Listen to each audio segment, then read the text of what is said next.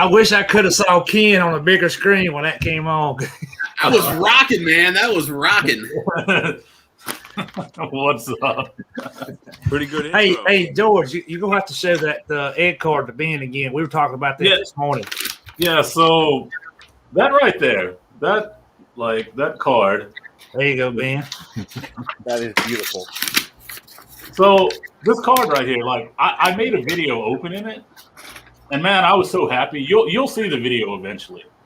But like that was awesome. Like, and it's so funny because this right here, the card itself, you know, is like selling for $15 or $20 now or something like that for whatever reason. And you know, this is just a common out of the box. It's nothing special. But now this one is special. So this one has some significance and meaning, you know. And he thought it was cool. He wrote the note. Yeah, he wrote the note, of course, on his own postcard that he sent back as well. And he was like, the egg card's very clever and funny. Good luck with the collection. And then I had asked him which came first, the chicken or the egg. And I did that as a PS. I was like, which came first, the chicken or the egg? And then at the bottom, he wrote, PS, it's a hen house secret, which came first. If I tell you, I'd be henpecked forever. So, I did it. It was kind of like a nice, funny thing, you know, and so, yeah. So that was my egg card. I can't say too much more because, you know, I got a video that will be released eventually.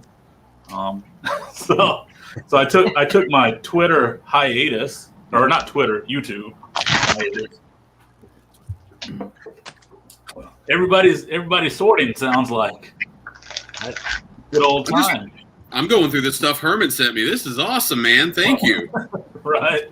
I've got nothing to go through. All I've got is the stuff on my desk that, you know, I've gone through. Although, like I said, I did find that sexy Willie McGee just, you know, sitting there on the desk. It was actually what it was is, and the funny thing was, it wasn't even in a sleeve. So I've got a pile of cards here that I have sleeved up, and it was in the middle of the stack, unsleeved. So I don't know. I put a sleeve on Willie. Do our necks get longer as we age? Yeah. I try to. Ken, those Barclays, those are straight out of the 90s that I pulled back in the 90s that I've had put up. Those are awesome, man. Thanks so much. There's a lot of those I don't have. And what I do is sometimes when I have stuff, though, like what I'll do is I go through and put them in a soft sleeve, and I have a label maker, and on the back I say who I got them from. And then if I already had that card, I get rid of the one I already had and keep the one that someone sent me. So love that, man. Appreciate it. Yep. Yeah. My mother and father called me about 2 weeks ago and was like, they was cleaning out a barn, and they said, well, we found some more of your stuff down here. You want it? And I'm like, what kind of stuff? And it's like ball cards. And, you know, I lost a lot of my stuff back in 96 or 97. But anyway, except for what was at their house. So I went down there and got them and was going through them, and that was one of the things I found. I'm like, well, I don't do basketball anymore, so he was the first person I thought of when I saw those Barclays. I appreciate it. You find any good rookies or anything on there worth putting on eBay? I really don't know. The Barclays was the main thing I just went ahead and pulled out because that was when I saw the first one. Like I said, you came to mind, and I started digging through looking for them. Fleer Metal. Oh, nice. We got the die cut.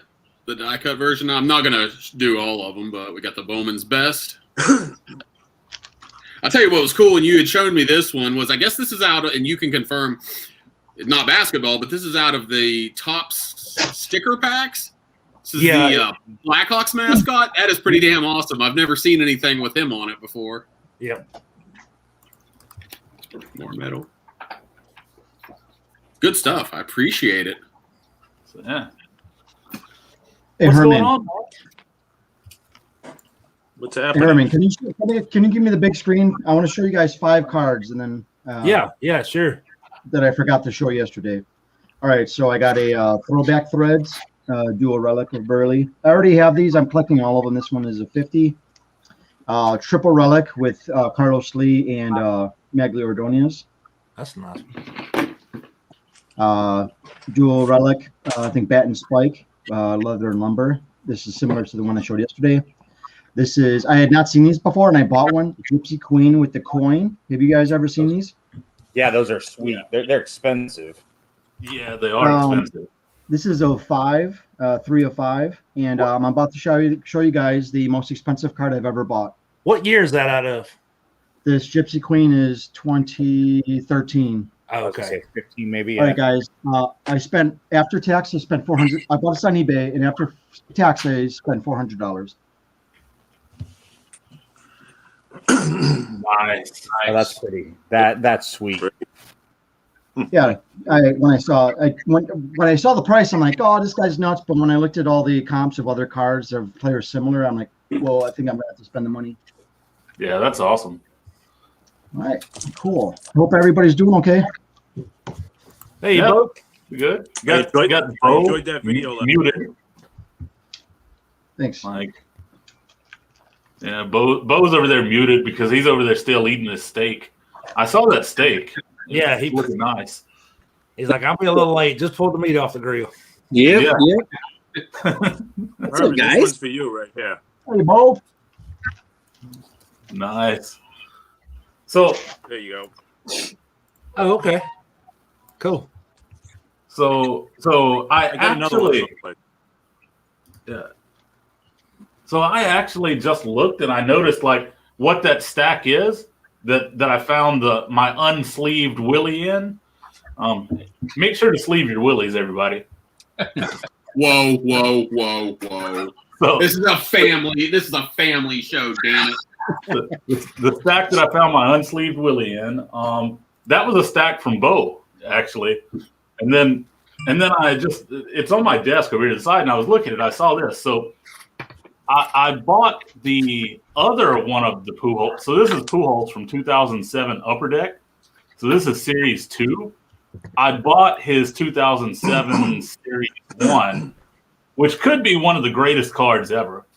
So look at the 2007 Upper Deck Series 1 Pujols. It's the one that has him batting against Verlander. Have you seen it? So, like, he hits the ball, and yeah, like 2007. Like, let's see here. Just looking. See it? I'll Well, look it up. there's Steph coming on. Steph can look up to 2007. Like Pujols, because that's what he's good at doing. Steph probably has it sitting on a pile next to his computer. He probably does. He's got every card. We're gonna talk about this card, and it's in a pile next to my computer. Well, I don't. Steph's not at home, so that might not happen. On location. Yeah. Bo, you need any Utz cards? I got a couple Cubs. Are those from? They're this year's. Hey, Oh, they have Orange, 2021. here, hold on. Yeah. Here you go. No, these are last year's. Oh, last year. That should have been the base design. Yeah, those are nice cards. Yeah, Yeah, it's- yeah, we can work out a trade. I like the fact that they made them different than the flagship this year. I got Or one last Royals year. too. Matt, you need it? Yeah. We can work something out there. Put them Sweet. aside. I eat plenty of chips for those. We don't have Utz out here in the Midwest. Yeah, we don't either. So Herman, can you throw up the screen that I just shared? That's the card that I'm talking about. Like it's in the shared screen thing. That one. Oh yes. So that's the the earlier in series pool. 2007.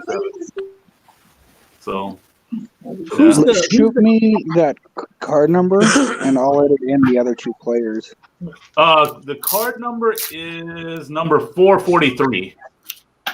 Okay. Yeah, who's the catcher 443. in that card? Yeah, so it's got Ivan the Rodriguez. catcher, it's got Verlander, it's got the ump in it. So yeah, so that's a great card. Verlander and Pujols. Yeah. Somebody They should do posted a, like, They should is do a there like Pujols- how many Hall of Famers in one card? And I think the who the catcher was, but if it's the Tigers, I don't know who the Tigers catcher would have been. And the umpire is like one of the famous umpires. Oh, that's right. That's right. I remember seeing that tweet. Yeah. I Yeah, remember somebody, seeing that. somebody tweeted that out. Because they're like, show me another card that has like 4 future Hall of Future Hall of Famers Famers, on it or yeah. something like that. Yeah. Yeah. So Who did Pujols hit that bomb off of, that Astros reliever? I forgot his name. In the playoffs. what's that? Who is that reliever that was solid for the Astros for a while? Lidge, remember when Pujols hit that Brett crusher Lidge, off yeah. of Lidge? Oh yeah. Pujols hit that mammoth home run off of him. Right. Yeah, Yeah. I can't. They never made a card for that, did I don't believe they did, and it's Brad Lidge. Yeah. they? Yeah. And didn't he like But just there might have his been career a- was over after that, right? Didn't he like just No. suck? Well, his Astros stuff was. He was solid with the team that was after that. Whoever. No, Phillies. He went to the Phillies and was solid in the World Series they won. Okay. Right. Actually, I just watched the video on that. I am sleeving my, not Willie's, but my Burleys. Okay. In the Just Fits that George told me about here in Korea. So does anybody have any 82s? 82. Oh yeah, I've got a ton of 82. That's But they don't have any. Are you working on that set? yeah. That's what I'm sleeving up right now. I picked up about 120 yesterday, and now I need about 20 more. I think. What's that? You said 82? Yeah. I've got Right. it back somewhere in here. So I'm fascinated by how I got a box people upstairs. score and do things. So if you're doing it for a set, what do? You sleeve up every one, and then are you putting them in a binder? Or are you boxing them up? I'm curious. Yeah, I'm bindering the cards. Inside the sleeve, and then the slip, but the sleeves inside the binder. Actually, I'm not even putting in the sleeve. I'll just put them in the binder. I'm just always By number, fascinated by how everybody by does number their of teams. thing. Matt goes Yeah, I raw. usually don't sleeve them. You put them in I've by got to number get and back to work. team. Oh, sorry. Go ahead, Mark. I said, do you bind them up by team or by number? Normally by number, although I keep thinking about doing something for a team, but I haven't I yet. started as a kid doing them by a team. That's how I still do them. So, I mean, when I was collecting, everything got sorted by team, but then when I started putting things in binders, I just did it all by number. So Right. So Mark, if you do them by team, what do you do with the cards that have, like some of the cards now? Like this year, you had one with Vlad and Acuna. I think it was like Playful Bout or something. What do you do with a card like that? I add it to the team set. Which team though? Yeah. Split them. I mean, I think they just do whatever players left or whichever Buys player two. is meant first, top or bottom. Right. I got you. I used to put them all first years ago. Or random With it. checklist. So they checklist kind of had a leaders. section of their own. Yeah, that's how I used to do it. Now, if I buy the set, I'm just buying it as a factory set. So I'm not putting Yeah. it together. Speaking of which, Ben, we went to the other card shop in the area here that we haven't been to before, and we got you something. Oh dear Jesus, what? I'm digging it out. Give me a second. Something else for you to finish. I can't give you this, Herman. Oh, because I like the photo. Chad Hart. Carter Hart, yeah. I meant Carter Hart. Yeah. I No, can't. you can keep it because they need to trade him. Yeah, That's a sweet photo. it is. That's the It reason. is. So Those leg pads or whatever they call them on, they look like some flashy chaps. yeah, they look like a cross between that and the covering on an ice cream sandwich. You know. Yeah. But the reason why I can't give you that is because I decided, like, you know, when I do randomly buy some hockey, I'm gonna collect like a gold spider. She lives at home with her parents. She's out of college. Benny. Yeah. God. Somebody the other day pulled one of those and thought It's 103. $1 card. And it's like, Wow. That's a hit right there. That's it is, man. But I mean, it's I an will- insult. But I will send you these, Herman.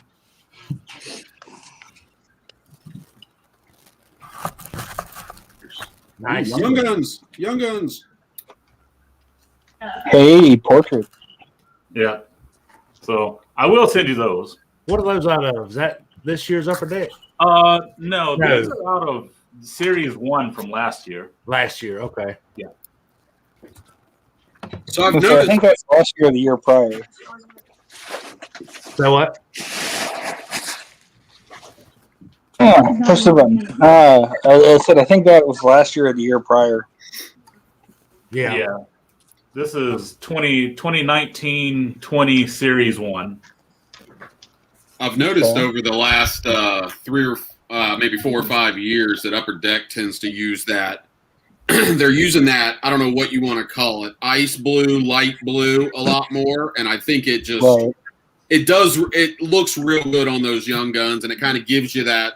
I mean, it gives you that ice, that cold feeling, and I think they've done a great job of that the last handful of years. I do hope they keep that up. Those were the other Young Guns in the box that I had right there. So Even though I'm not That's a collecting new hockey red anymore. sucks guy. Do that. So that's 1920. That was nice. The top Yeah, one's on red, maybe. So yeah, it looks like like these. So yeah, that's what 1920. yeah, 1920. These were combined But you don't $10 have per. that one, do you?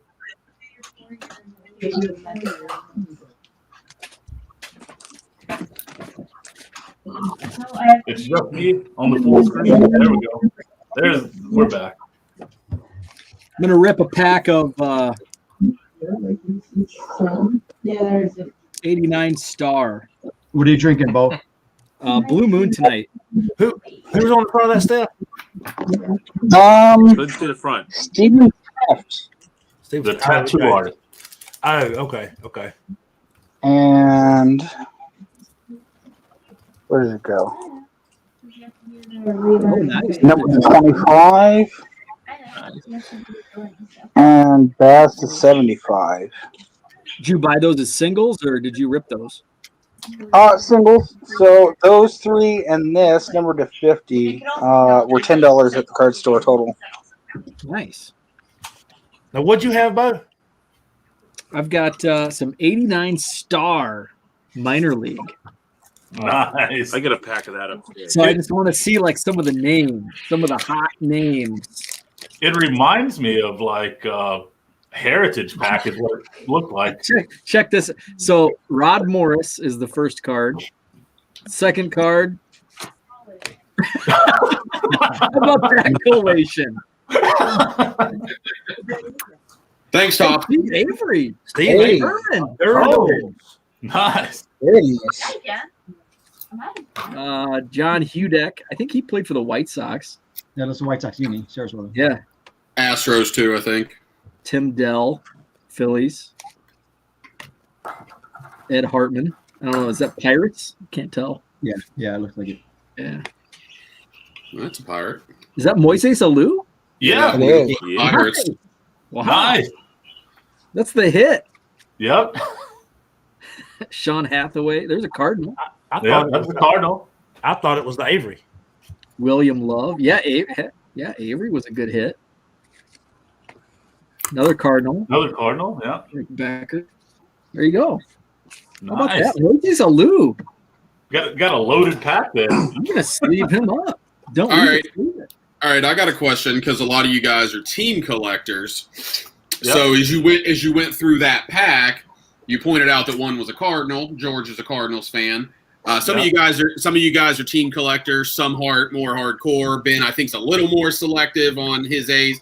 But in general, do you guys keep/count the minor league cards, especially if the guys never made the team? Yeah. Yes. I was just curious. It seems to be the consensus. Yeah, I was just curious. Yeah. I- Anything.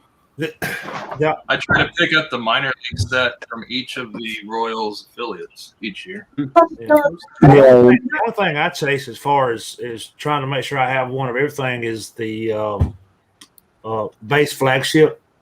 Yeah. For Topps.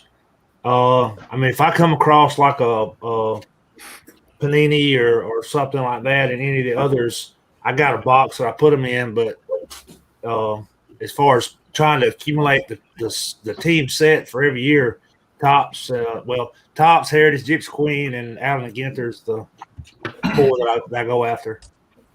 Yeah, it's like I said, one of the things for me that's just I'm fascinated by the way different people collect. And then, like I said earlier, the way different people store their stuff. Everybody's just a little different. And I always like hearing the whys, that go along with just the whats. Right. And then also, like me personally, as things have gotten more expensive, because I love to open packs. I mean, I seriously do. It's kind of an addiction, and I love it. But as stuff's gotten more expensive, I've started like just going like, so for example, like people that are on the Cardinals now that were, like Goldschmidt, right? That was a Diamondback for years, and then he's been a Cardinal, recently. I've started going back and just building their player runs from their rookie on. So been doing that with like Goldschmidt, been doing it with Arenado, like stuff like that. And just, I don't know. I mean, Hey, I think I've told you this. So there's a guy, he's actually the oldest living veteran of the Indianapolis 500, and his name is Paul Goldsmith. right. So, and he's actually was born in West Virginia, so I have a safe search for him. I see definitely a handful of Paul Goldschmidt stuff, so that might be one. You might find a hidden gem that somebody listed incorrectly if you think about it. Yeah, like I said though, that's one of the things. Like I've just, anything like I've gotten to the point now to where I'm anything that is a Cardinal, but then also if it's like a star or a semi-star or anything like a Goldschmidt or something like that, I've started going back and just also collecting their other stuff from their previous game. So what you're saying is I need to send you the Paul Goldschmidt 2012 Bowman printing plate I have? Well, which one? It was breaking up there. I didn't hear which one. 2012 Bowman printing plate for Goldschmidt. Yeah. That's a good one. Like, I mean, the thing is, like, this is what I've been doing is I've been actually doing the, like, just sticking with Topps, and then I'll get all of their Topps flagship, okay? And then once I've done that, then I start branching out. I'm like, okay, I'll pick up a numbered ones or some kind of parallel or something like that. So it's just sort of like I'm not in any. You got a bunch of spring fevers there, huh? Yeah, the little mini 86s. Oh, nice. Oh, I used to have a ton of those. Danny Cox. Yeah, you better They had them for a quarter a pack, so I opened 10. Cox away. You better sleeve your Cox. Right? Sleeve your Willies. Sleeve your Cox. Oh, you're rubbing your Cox now. Don't leave it, sleeve it. Hey, lady, come here. I need you to sleep with cats. Really? 100, 100, 100, 100 goes on for a while. And So Steph, what do I know you're like are you more of a one of each team collector or? Yep. So one for base, inserts that are not numbered, one of each, and then if they're numbered, I'll take extras. It doesn't matter. Okay. So like out of 2021s or 2020s or 2001s, I'll take extra. But anything else that isn't numbered, there's no purpose. Okay. Right. Oh, hey guys, what is the best way to store these? Oh, that's fancy. Like this. How do I store it like open like this? Ooh. You send it to me. Yeah. So is that one card? Yes. Yes. But obviously it's connected by the little things here, not just the rubber thing. So I know that there are two of booklets that will hold like that. I haven't seen a 3. So Would the what is those things called? Yeah, they have the front like the plastic holders, and some you see some has 2, 3, some have 6, Right. 9. It's like the one touches and stuff, but so for example, like I've got this, right? All right, hold on. Yeah. So I've got this. This is a book and a one touch. Right, that's what I was thinking about. That would work. I think they have a 3-spot one for the vertical cards. I think they have a 3-spot that's like They're a probably just not screw down, common. but not a screw down. Like it's kind of like, I think they make one. I think it's black bordered. I believe like how this one's I have clear. seen those. Yeah. So I think they call it like it's made by like who makes those? Ultra Pro? Yeah. I think it's made by Ultra Pro and it's maybe called like a 3-card photo frame or something, 3-card booklet photo frame or something like that. I don't know. I can't really remember, but I'll just search Ultra Pro booklet. Yeah. I'm so old. I remember when there was only one size of top loader. Right. When I got back in, some of the first stuff I got was, I think, Heritage, and even Heritage was too thick to fit some of the older top loaders. Yeah. Right. Yeah, there are some of those still out there for sure. I'm pretty sure we're in that. I think we're all about in that age group where we didn't even know what a top loader was as a kid. No. Yeah. I mean, it Not was even- I don't think they had Not them. even a penis sleeve. They didn't have. it was a screw down. That was like Yeah. where the big cards went. Right. When were top loaders created? I never used them as a kid. I'll put it to you that way. I always used pages and just a box. Based on the color of this one. 30 years. Well, so I would say top loaders. What? Maybe I guess they were maybe something in the early '80s. Maybe. Yeah, I mean, I started in '87, and I mean, my parents were always good about buying me supplies. So, Right. I mean, I can say they were around in the late '80s. That's for sure. Oh yeah, like they were. I never had any because I mean, to be quite honest, I grew up and there was no place for anything card related. Like I got the majority of my cards off of, like beside the cash register at the Piggly Wiggly. Like you got the section of candy and gum and stuff, and right beside it's like a box of tops. And I'd get a pack of tops, like that's how my collecting started back then. So I remember them back then in the late 80s, early 90s, but none of me and my friends, we were buying, everything went in binders.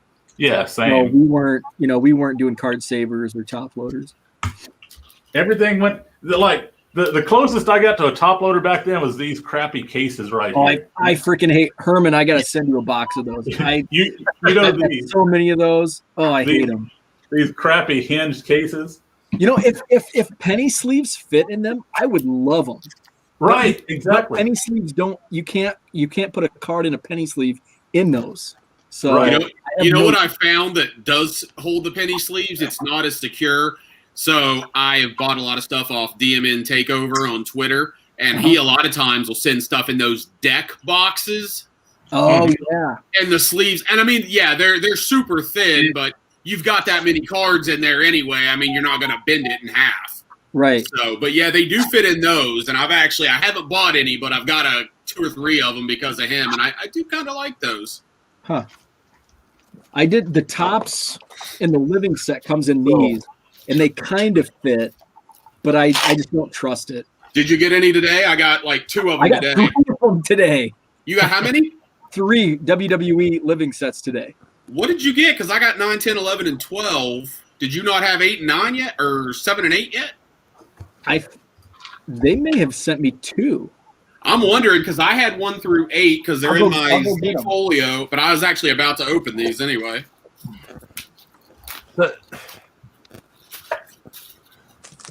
Dan, I was This is looking good. at I wonder if they messed because some people have been getting the Ernie Banks Project 70, and I have not received that.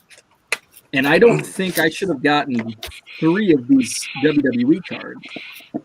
So I know I got Hardy and Undertaker. Yeah, that would be one of the ones, and then it should be. Well, I got 13 and 14. I got the Usos. I haven't gotten them yet. The other one, I think Okay. the other one I got was the Nakamura and Tozawa. yeah, those were the ones I got. I Okay. haven't even gotten notification on the one you said. The other one you said.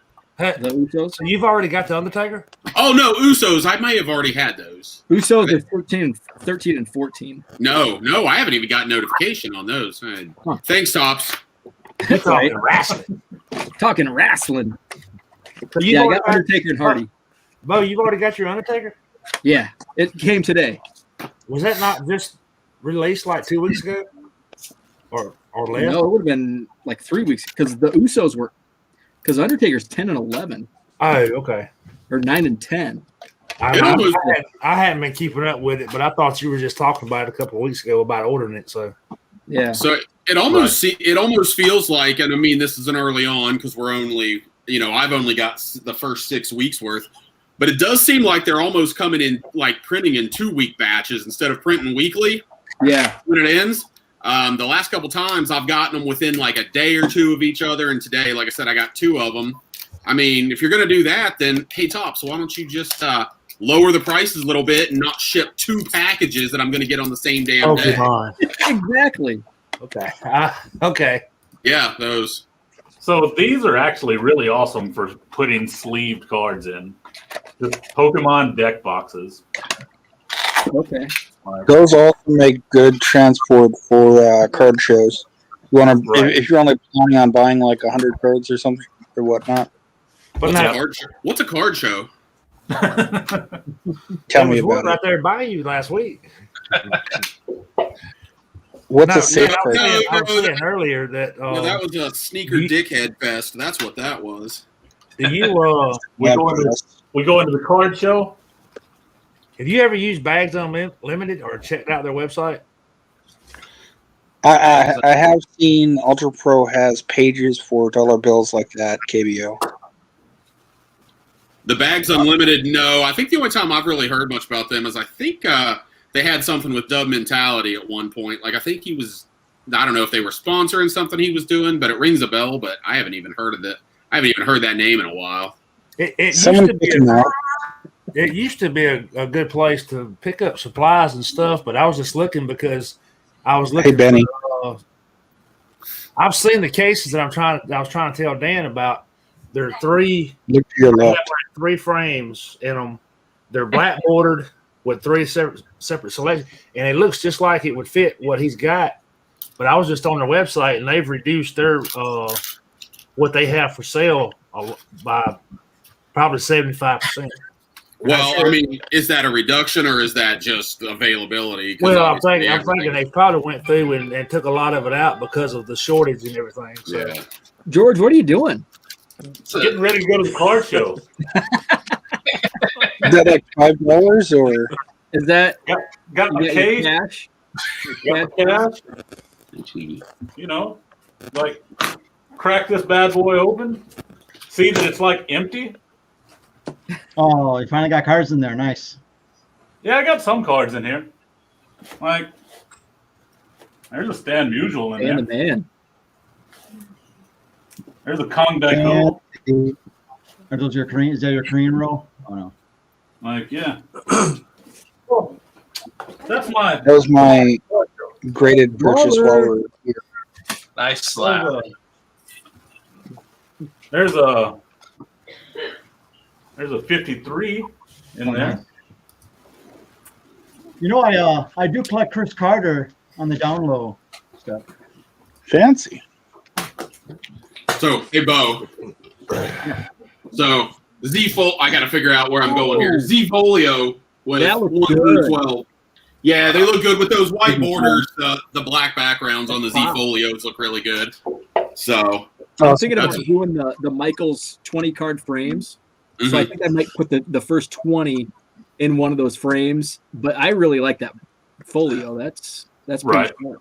Yeah, they have the So do you regular remember- Z-Folios, which are the 9 pocket pages, and these are the LX, and they have 12. If you want to read card backs, they're not good because you can't see through the back. You gotta, you're gonna page it front and back. I really dig them. How many cards do those hold? 400 something. I can't remember what the exact Oh, number is. That's a good amount. Okay. I mean, so the bad news, it's not going to hold your flagship set, Yeah. but it's probably going to hold most of your sets. But it's not going to hold your flagship, things like that. And I've invested, wrong word. I've purchased more of them, and I'm slowly moving my collection over there. But as we've talked about in the past, I mean, nobody really wants to buy supplies for themselves. That's money you could spend on cards. Here's a Z folio I've got. I love those old school ones. They used to fit like a team, those blister pack team sets. Right. I got Mike Bielecki showing on the cover. There you go. So this one right here, I like these too, and I'm gonna actually buy a lot more of these because you see they're small, they're just notebook size, and they're like four pockets. That's what you're doing your MVP project in, right? Yeah, that's what I'm actually. So here's the funny thing, that's what I'm doing it in, but now I'm like actually, I've been doing the random card per day. Yeah. So I've actually been taking them out as I do that and putting. So I'm always back and forth. I've been taking them out, putting them back in semi-rigids because I plan to put the information that I have here, like Back of actually print it out and like stick it on there, like with a sticker on the Right. back. So now I'm sure you have you've got a running checklist, right? Do you ever post that? So I haven't recently. I need to get back into that. I started doing a lot of things at one time, so I kind of didn't drop this. I mean, it's still going. It's just I haven't talked about it a lot recently. Didn't you have a Google Doc? Yeah, there is a Google Doc out there. Yeah, and and I haven't I'm trying to think. I've added. I have added a few more cards to it that I haven't updated. I've added some Pujols and stuff like that because I was actually going through and doing the Pujols player run. So I bought those. And now you added several of the biggies, didn't you? Oh yeah. Well, that's the thing. I bought the Mantle, I bought the Koufax, I bought the Clemente. I'm buying all those. So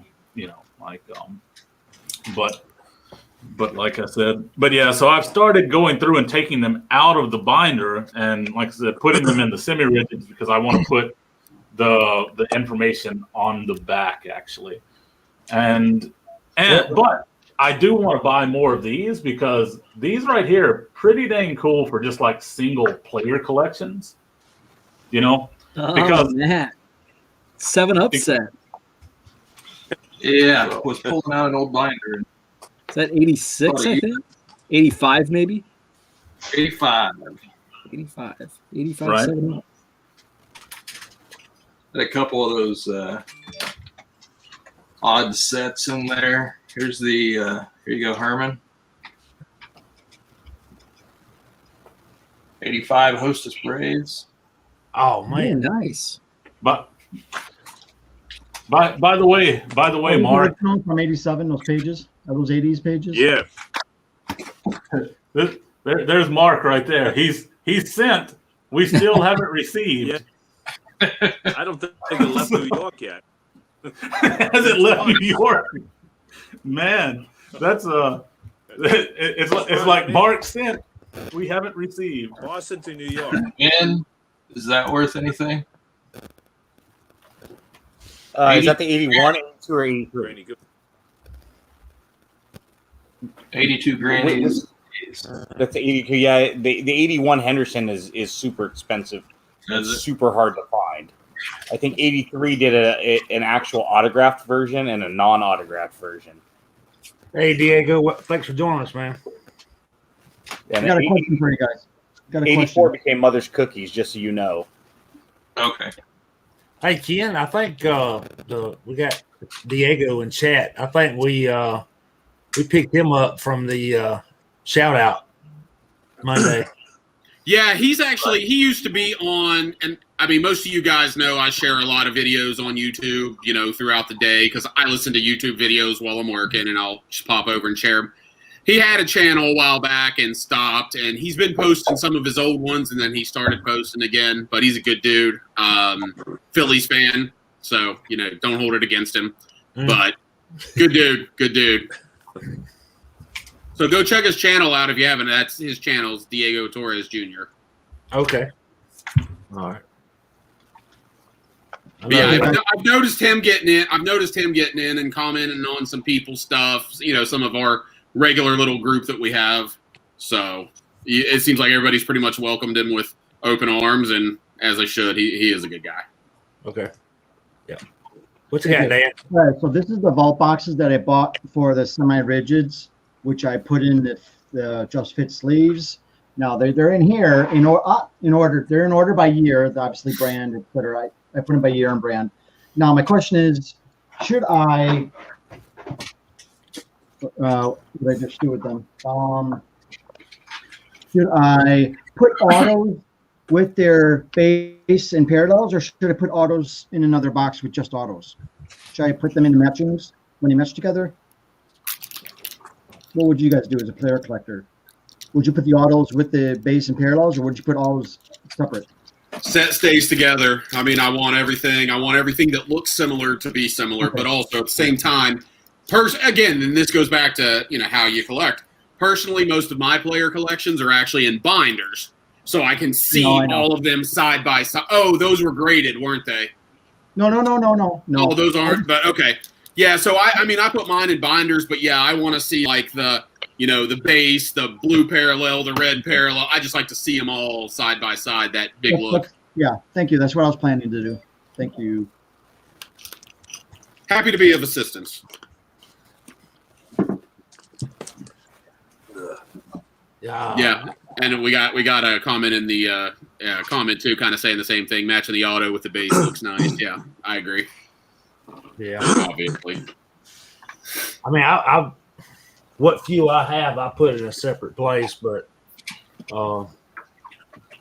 probably the only card display I have in my room, that's what it is a few Freeman and Murphy autos. So. And I mean, and it can be tough too. You can't put them all in because, like, when I was doing the Andrew Shaw project, the hockey player collection, I mean, I haven't really worked anything on it in like 3 or 4 years. But with him being on the Blackhawks, you know, they were winning championships, so he was in all these high-end sets, and there were cards that were extremely thick. You know, you couldn't put them in. So I actually just took everything out of the binder and actually just had them in a 2-row box because I was like, well, I'm going to have stuff sitting in the binder anyway. Just didn't even seem like it was worth it. Yeah. So Mark, how's your hobby room coming? Are you still got all the music in there? Have you started moving it out, leaving cards in, or? I haven't moved it out yet, so it's still a mess. All the music's still up. Okay. Everything's in That's not necessarily a bad but thing. It's So. all no, it's all piled up though. It's not organized like it should be. Not enough hours in the day. So The music's piled up, or your cards are piled up? The music's in order. That's the stuff that's in order. The cards are all over the place. In a couple different. Man, If you could see on my left and my right, then I think I have that. The only thing I managed to I get think in my order office- this week was my eBay box. right. So Mark's got the and I got cards piled up all around me. right. So you got the music all organized up, but you just got the cards just in stacks everywhere, huh? Well, they're in boxes and Oh, in binders, boxes. but Right. they're all over the place. They're just piled up, just piled everywhere. Right. Everything's in order. You probably like me. It seemed like everything always just kind of accumulates around me. Yeah. So Ken, Then you if have the to card, take a if day or the two relic to put does up fit in the semi-rigid, then I'll put them Organize it. together. Right. Those Yeah, are good. I just like I said, I like and in these cases you may not have parallels, but when you've got all those color parallels, which some people love them, some people hate them, but it's really cool to kind of just lay them out and see together. And if in the binder, it's the same concept as laying them out. Yeah, like that right there. Yeah. By the way, these actual these types of binders, you can get up to like say a Topps Tribute or Topps Museum Collection thickness in them without much problem. But on the other side, because they're two-sided, you just have to make sure that other side is just a regular base card. Yeah. So I don't think I've put anything other than base in mine. I haven't thought of that sound because they feel a little bit loose and there's a little bit of extra space. And when I say loose, I haven't had any issues with cards coming out because I sleeve the cards before I put them in there. And I don't know about the different ones like the one George has, but the Z Folios are side fitting. Same here. Okay, yeah, I wasn't sure about that. So, and then of course They you go got in on the side. I like but that. like this right here is these are museum collections. They're thicker stock, so just on the back, it's just like a regular type. If you do that, you can get the thicker ones in there. Like there's a tribute on the bottom, which is like thick. There is. I will say something like it's kind of funny. So when you do that, once you just delivered, they are super tight. So you need a little like binder hack to get them out because they go in easily. They don't come out as easy. So right here, take a Post-it note, slide it in there on the back. Just kind of slide it in, and then you can just slide the card out like that. So you see, like you can slide it out. So that's kind of a little hack of getting the cards out. How dare you put adhesive on a card? What's that? I said, how dare you put adhesive anywhere near a card? It's in a. Well, that's the thing. These are actually penny sleeved. Okay. So you need George. We got some What's that? blue tape. We got some blue tape if you need it. Yeah. my first like Project this. 70 card. But watch. Here we go. Here we go. Watch. Right there. Do it. Do it. Pull it on out. Oh, come on. It's slipping. Oh. Well, it was because I wasn't. Oh. Here we go. I'm doing my tutorial. There we go. Sometimes you got to read. But A little further. yeah, like, so the thing is, one of the reasons why I like these is because you actually can penny sleeve them and they fit in easily. So, I'm all about 2005, life hacks. So, Herm, 2005 Top Pack Wars. If someone can find the foil version of this, I'll give you a finder's fee. I can't find this card anywhere, the foil version. Yeah. Herman, how All far about back you doing your Braves team? 66? Is that it? Or whenever they move?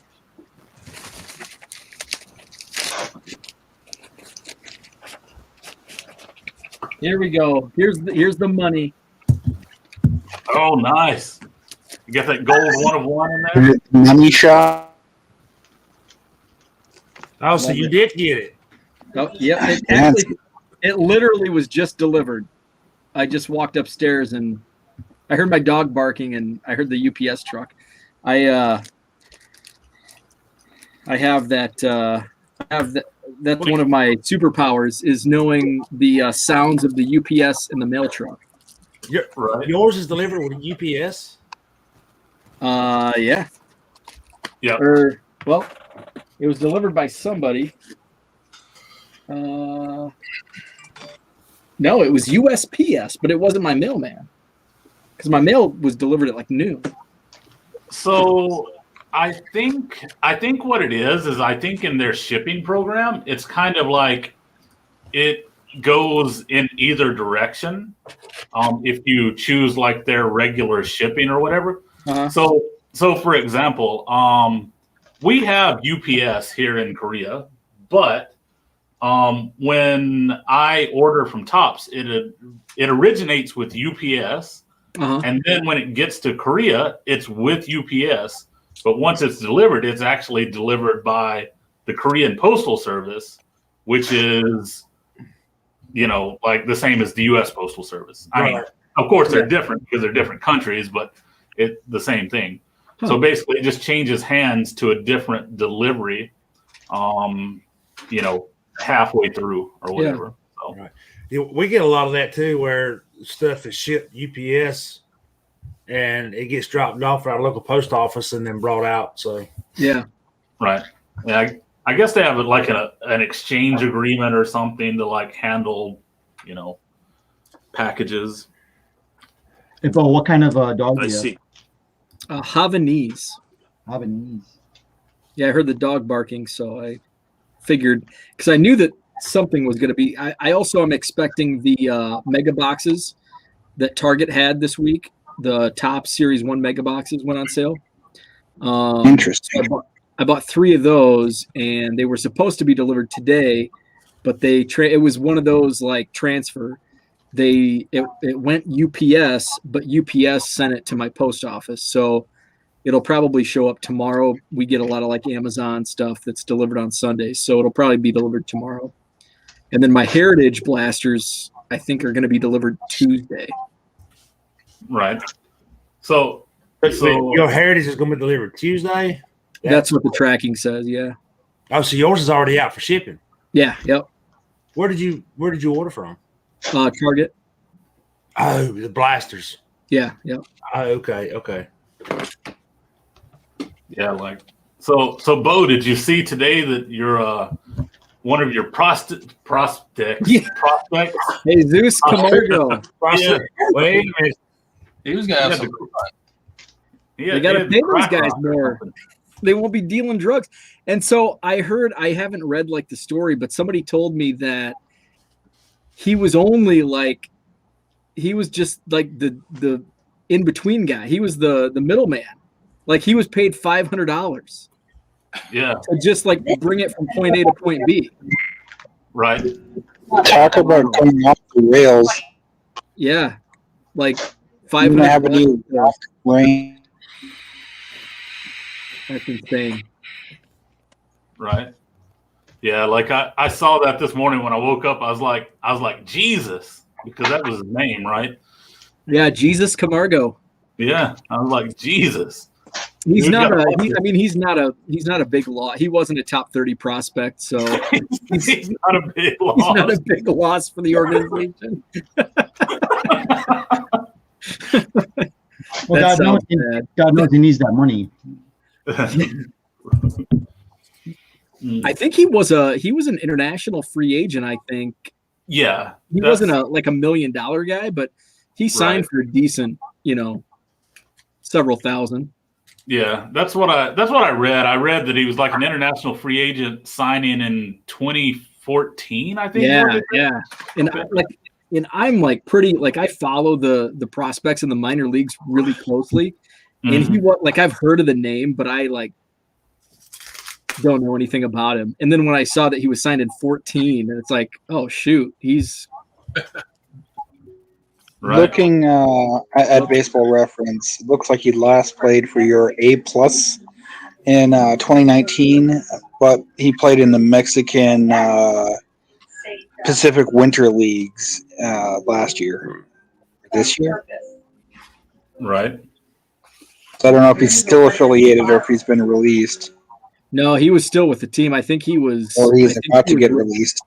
I think he was reporting I think he got busted in Colorado. And I think Right. he was on his way, maybe. I mean, well, actually, spring training is almost done. We're 2 weeks away from. He's So I would- 25 and he's reached A. Yeah, I mean, he's not. He's expendable. Sorry, he's expendable. 5'11", 170. Yeah, I would. If I mean, anybody, he's not going to be report. I mean, if he's not there now, then he's not affiliated. if anybody can, We're like 12 days away from opening day. How Yeah, freaking well- cool is that? so April we're 1st. we're close to opening day. The thing is, I seriously think I am going to have to break down and buy one of those damn overpriced hobby boxes of Series 1 here in Korea because my blasters are just getting like all hung up everywhere. Like, so I bought the 8 blasters, like I said, on StockX. And here's the thing. Like I got them. I mean, it cost me more because I live in Korea because I have to factor in the shipping and the tax, the duties and all that kind of stuff, right? But on the base, like if I had been living in the US, it would have cost me $22 a blaster, okay? Well, they're $19.99 on the shelf. Tax is going to be about 10%. So that is $22 a blaster, and that's what I bought them for. So I bought them on StockX for what they would have cost me at the store. Okay. But apparently they got 2 StockX because like you buy them and the person that you buy them from is like at their house. They have it at their house. They ship it to StockX. StockX opens it, looks at it, verifies it, makes sure it hasn't been tampered with and it's the correct product and all that. Okay. And if it passes inspection, then they just rebox it into their boxes and send it on to you. Well, dude, and another thing too is they have 2 days 2 business days to begin the shipping to StockX. So next day, actually, I bought it, and next day I got the notification. It's like it's being shipped to StockX, and you get this notification. I was like, all right, cool. It got to StockX, and normally the StockX clearance is fairly quick. And this one was like taking time, and I was just kind of like, maybe they're backed up, and then suddenly I get a message like a few days ago, and it said, your 8 blaster boxes didn't pass verification. Didn't pass verification. We are refunding your charge, and you'll get your money back in 3 to 5 business days. And it was like, if you want to purchase again, please, or if you're still interested, please go purchase again. So I went, and they didn't have the eight blasters anymore. Like that was like they were gone, like they weren't on sale. So I looked and I found a lot of 6 blasters, and again they were $22. They were $22 a blaster. Oh, man. So I bought 6, and they've been shipped to StockX. I got the notification yesterday that they have been shipped to StockX. Fingers crossed they pass verification and can be sent on to me. So what happens if they don't pass the verification? They go back to where they came from, or? Yeah. Yeah. If they don't pass verification, they send them back. And like, and I mean, oh, and by the way, and I got my money back. It took them like 3 days. I got a refund back. That's what I was wondering. Yeah. Okay. Because what it is like StockX is the middleman, and they actually hold the money. So they don't actually give that person that you bought from the money until you've gotten like your product or whatever. Okay. So that's kind of like what eBay does on some of the bigger stuff. So as a result, like that whole time, there wasn't a worry about me not getting my money back because StockX one had my money. Yeah. Right. So yeah.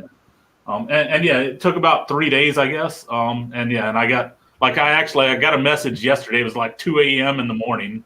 A message popped up on my phone. And it was like your card charge has been reversed. Like they reversed the charge. So that's good. So Bo, did you were talking about the Heritage blasters you got on Target? Did you have a notification set up for that? No. Somebody, I don't know if I saw it on Blowout forums or somebody tweeted out that they were live. So I just went and they were live most of the day on, I think, Wednesday. They were on the Target website most of the day. And you could, it was a limit 3. So I bought 3 blasters and they shipped. So, and there's live. There's Heritage live on eBay, cards on eBay. So they were out. Yeah, I don't know how I feel about that. I mean, it's the difference between retail and hobby. I know, but I mean, like you have people. All right, just say like Brett and Becca, for example. When if I don't know how many they're getting now, Ben may know, but trying to open something like that and sell it on eBay.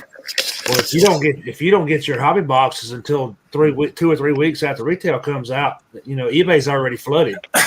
2 years ago, Topps Archives retail came out like 2 months before hobby, and Archives hobby and retail are basically the same. Like but Archives retail came out intentionally early to see there's a test market, and we had discussed through the podcast and Twitter and everything that basically that early release on retail killed the hobby release because I've already got everything. You already have everything. Most of the collectors don't need anything. It's just like we were talking this morning on the collector Zoom. How many of us need to go after these retail tins from Series 1 when they come out? They've literally come out 3 months late or 2 months late, most of us are already done, right? How many products have come out across all sports since then? Are you really? I mean, there's only 2 reasons to chase the tins at this point, and that would be for the tin itself, or the 70 years of Topps Chrome exclusives, which are going to end up selling higher on the secondary. Because I don't think a whole lot of this stuff gets opened. Because why would you open it? Why not leave it sealed? I already have my base set. I already have my master team set. I have everything and then some from Series 1. Herman, to your point, Brant ordered 50 Heritage cases.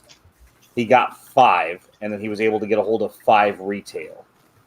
And that goes back to his buying power having been significantly reduced due to artificial allocations. Yeah, and that's kind of my point. My point was that, with him doing that, he concentrates a lot on selling on eBay. Well, if the cards have been sitting on eBay for 3 weeks and the market's pretty much saturated with retail already, and there's not that big a difference between retail and hobby on Heritage. No, I was shocked when I saw. Hi, Ken. I saw you perk up. I was shocked when I saw Heritage pop up live on Wednesday because I know out of nowhere. Thursday. I spoke to Stefan. Maybe it was yesterday even. I spoke to Stefan. I said, by the way, Heritage is live. So it was actually after Ben's show. And I go, Heritage retail is live. I just saw one on Twitter. It was like, and I had to do a double take. And it was like, and of course, when I went to Walmart today, there was no Heritage because everybody thinks they can flip it for such huge money. I just want to say it. Well, I don't think I don't think Heritage is officially streeted yet. I think it's kind of No, coming it's out. officially streeted retail. It's definitely in retail. Well, I know The some hobby's regions, not supposed to hit till next Friday. some Heritage retail kept regions getting aren't. pushed back. In fact, what's funny about Heritage is usually my February is like my most expensive hobby month because it's Topps One and Heritage. The 2 boxes I actually buy at stores. Right. This year, Topps One exploded to the point where I wasn't buying it in a store, and Heritage, I'm going to get a couple boxes. One, my LCS is putting 1 box away from me at some reasonable price point, and Mike Fruitman's going to send me a box at cost, which is very nice of him because he's read my articles in the past. When I got frustrated before all this stuff began, that Heritage exploded 2 straight years on contact. I mean, it went to 140 2 straight years in the first week it came out before all this began. Right. At least now it's 140 when I walk into the store, and I'm ready. At least I'm mentally ready. What 2019 was based on the rookie class, though, right? 2018 was based on Otani. 2017 was just a shortage. Oh, okay. 2019 and 2020 were actually normal. 2020 put my LCS at 94.95. 6 months later, it was 94.95. It may have been the only product that never moved last year. That's how come some of the retailers ended up at 110, got it later for 110. Because it actually just sat and sat and sat. Well, So here's the question, Rich. Are you prepared for $275 a hobby box for Gypsy Queen? I don't do Gypsy Queen. I'll buy some singles later. I don't care about. It's. I think it's. No, Angela and Steph do. Alan and Ginter. I don't know if they do Gypsy Queen as well. Me, I'm mentally prepared. And at the same point, it's like. At some point, this has to slow down. I'm not saying end, but at some point we have to resume to some normalcy. yeah. By the way, I FOMO'd it. I just bought that $140 box of Top Series 1. So Well, I actually picked one up I'm embarrassed. I picked one up at the show last week, and the guy gave it to me for $100, and I'm actually embarrassed to say I paid $100 on 2 levels. I'm embarrassed to say I paid $100 because that's he was actually doing me a solid. But I'm also embarrassed to say I paid $100 because it's Topps One. right. I mean, it's Well, that's cheaper than I pre-ordered it 2 months in advance before it was released.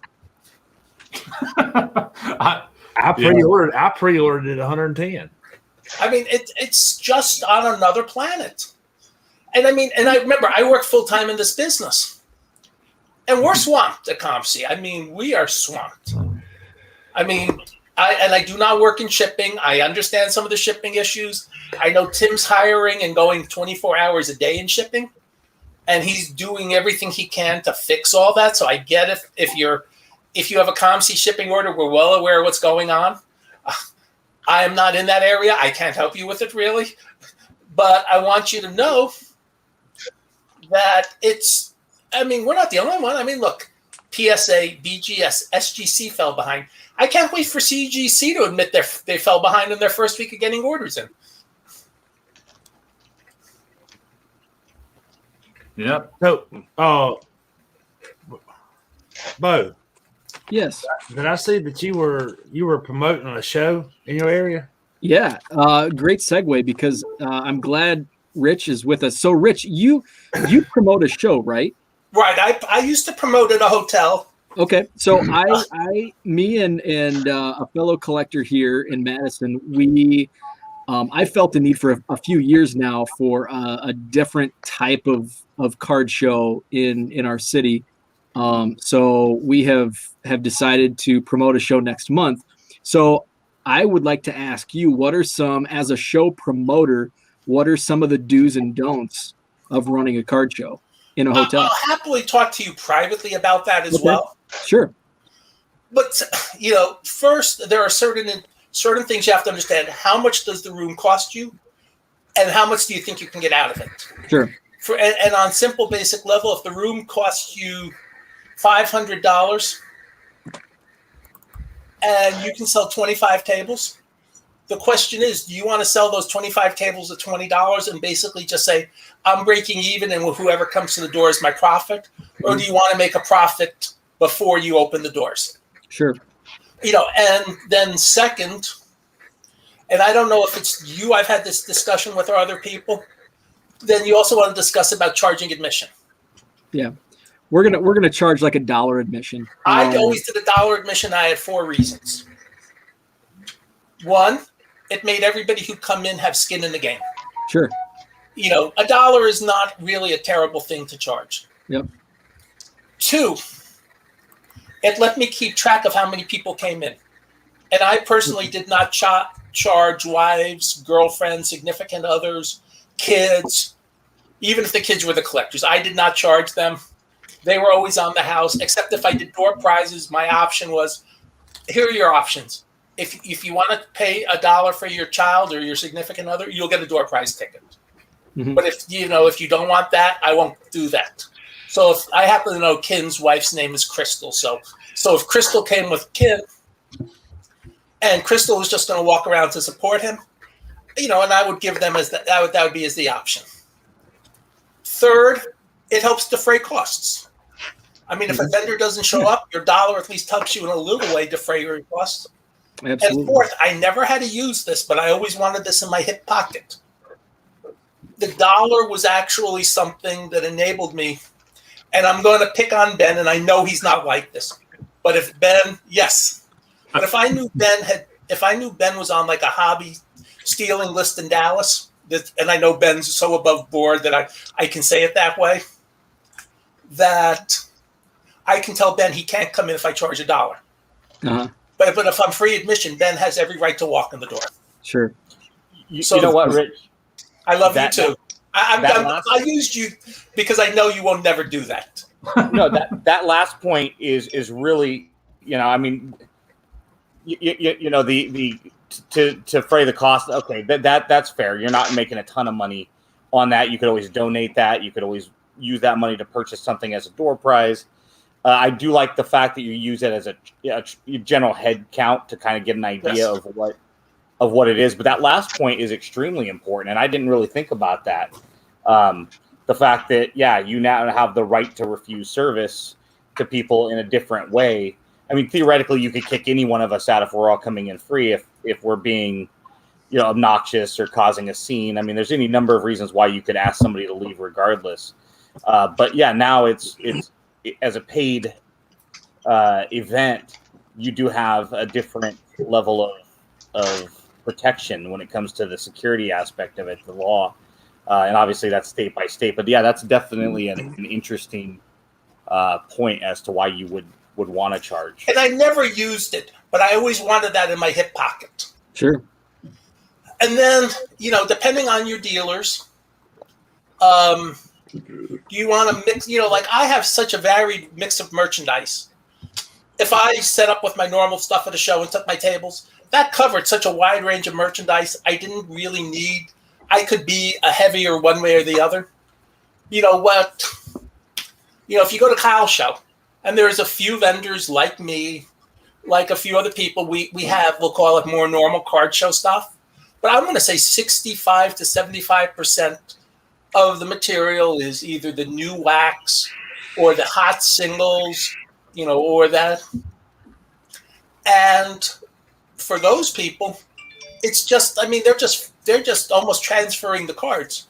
And I'm fine with that. It lets me stand out. But you have to know your dealers. It's nothing wrong. Let's say, how many tables are you planning to have in your room? We're capping it at 50. We have a 5,000 square foot room. That's a huge room. You can have more than 50 tables unless there's COVID restrictions. Well, we do have some COVID restrictions here in the state of Wisconsin. So just to keep, because we have a certain amount of people we can let in at a time. Okay. So we're going to cap it at 50, just to stay within those boundaries. I think depending on how this first show goes, we plan on doing it, probably once a month. We've had a great, we've only promoted it for 24 to 36 hours, and we filled maybe 15 tables already. So it's always good to ask the dealers what they carry. Okay, that's a great tip. Because you don't want 45 tables of, we'll call it flipper merchandise. Right. Blaster boxes at $60, and yeah. And it's okay to have some people. I had one guy, and my show was considered a vintage show. I had one guy who always took extra tables at my show with, we'll call it, he had some boxes. He wasn't a super heavy flipper, but he'd break stuff. He would do stuff. He'd have good singles available. One of his friends would come. They'd take 4 tables. And people said, "Why are you calling there? It's really an old card show." Well, between the two of them, like the last time I ran a show, they took in 10,000 between them because they were the only people there with that stuff. Yeah, it's okay to have people with that stuff, but it's also a good idea. It also lets you, if you're going to, Venn diagram the room in advance. Oh, sure. Let's say you have 10 tables of flippers that you put together. You can put those 10 tables together so the people coming in go that section if they want that stuff, and they actually saves them time in the rest of the walk around. If you have 10 vintage 10 vintage tables or 20 vintage tables, you put those together so they're in the same group too. Sure. That's excellent. That's great information. And as I said, I'll be happy to talk to you. We can hash through other stuff, but I'm happy to talk to you about anything you want. But those are just off the top of my head ideas. Okay. Yeah. Thank you. And to Rich's point, Bo, we had a show back in December in the Bay Area, so it was a rather large show, all things considered, with the restrictions in place. There was one guy who had a table full of blasters, and nobody. I was there for 3 hours. Nobody that I could tell went to his table. It was like he was over in the corner, which made it really easy for us to just kind of duck out, but it was almost laughable. So diversification, it's okay to have one or two, a small percentage of people that have that. But there was also somebody that was selling Funko Pops, and that's all he had. And there was another guy that had, Star Wars and other, action figures, stuff like that as well. So you have that one-off in the collectible world. So if you can find dealers that might have some of that stuff as well, because they're also struggling. They don't have shows that they can go to and set up at the moment. Right. So if you're hosting that, their money is just as good. And a lot of us do collect. In fact, when I went to that show, the first thing I bought, because it was right before Christmas, was a Funko Pop for my wife. And I started kind of giggling to myself. I'm like, dude, I'm at the first card show I've been at in 9 months. First thing I buy is a Funko Pop. So, it's okay to kind of have maybe a dealer or two, if you got 50 tables, maybe 2 or 3 dealers that aren't trading card related. But I would definitely limit how many people have got that stuff to flip, because I just don't think a lot of people are going to go there looking for it. They want to get into those dollar boxes. They want to get into that stuff that the quarter boxes, the dime boxes, the stuff that, we can all go online on eBay right now and buy high-end autos. Mm-hmm. We don't need to go to a card show for that. Sure, it's fun to look at in a case, but a lot of it you really want to get into the meat and potatoes of the hobby. So that's the reason why. I've had this in my mind for a couple of years, because we have a monthly show, and it's in a really tight, small hotel conference room, and I was uncomfortable going to this show before COVID, because you couldn't fit 2 people between tables. You'd have to wait. It was just, it's so crowded. They're actually having a show tomorrow. I'm not going just because it's super cramped and tight, and I just don't like to go. And it's only 4 hours long. It's 10 to 2, which really, narrows the time spent. I can spend 3 hours at a table going through a quarter box. No issue. I did it today. By the way, to interrupt, I would go tomorrow if I were you. Just to check it out. Long, but make sure you're there to hand out flyers for a new show to every dealer. Okay. So you do need to go, but you need to budget your time accordingly. Sure. So that would be the one time, and if you had tables, I would actually tell you to take a table. Yeah, Again, I nothing set up last more. February, but I haven't been since COVID. Okay, again, to do nothing more than hand out flyers. When I started the synagogue show, which was before the hotel show, there were like 4 or 5 shows locally between the time I announced the first synagogue show, and I set up at every one of the shows handing out flyers for the synagogue show.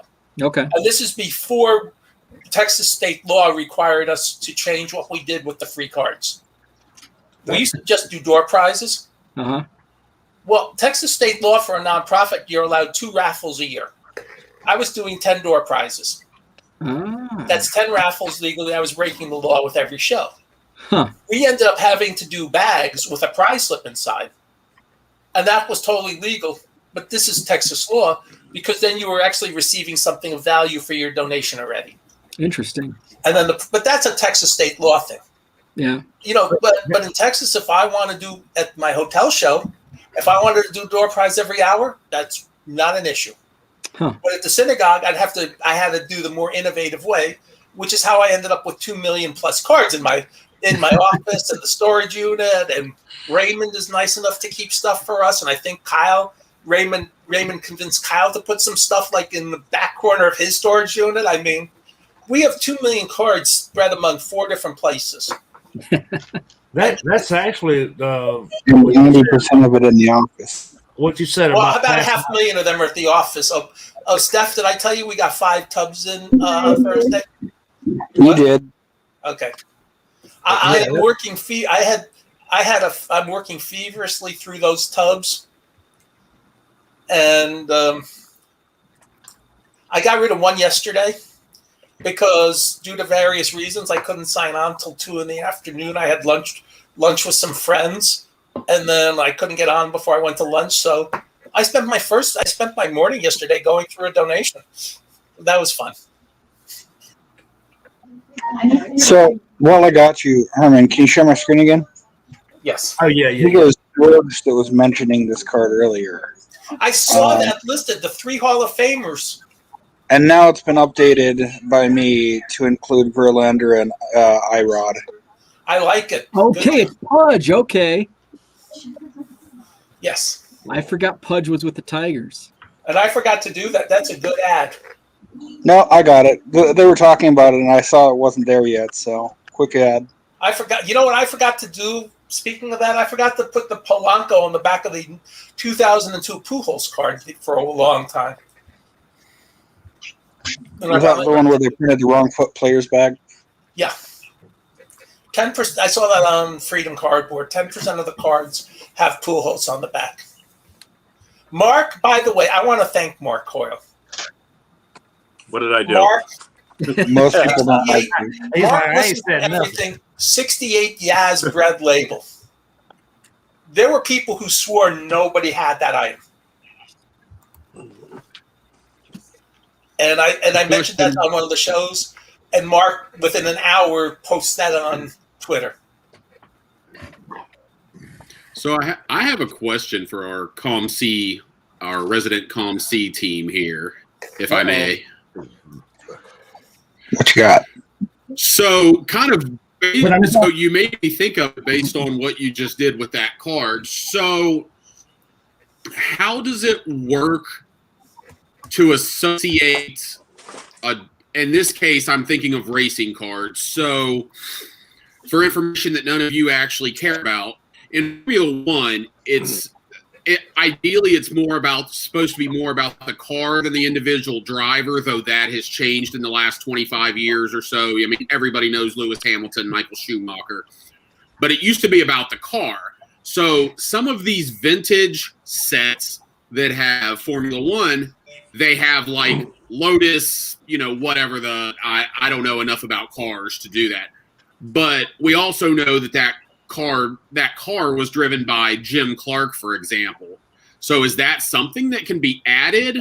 Yeah, on as ComC, long or as would that- as long as the card says something about Jim Clark, then I would add it. But if the card only says 1966 Lotus 1, then that's a fine line, and we have to make a decision.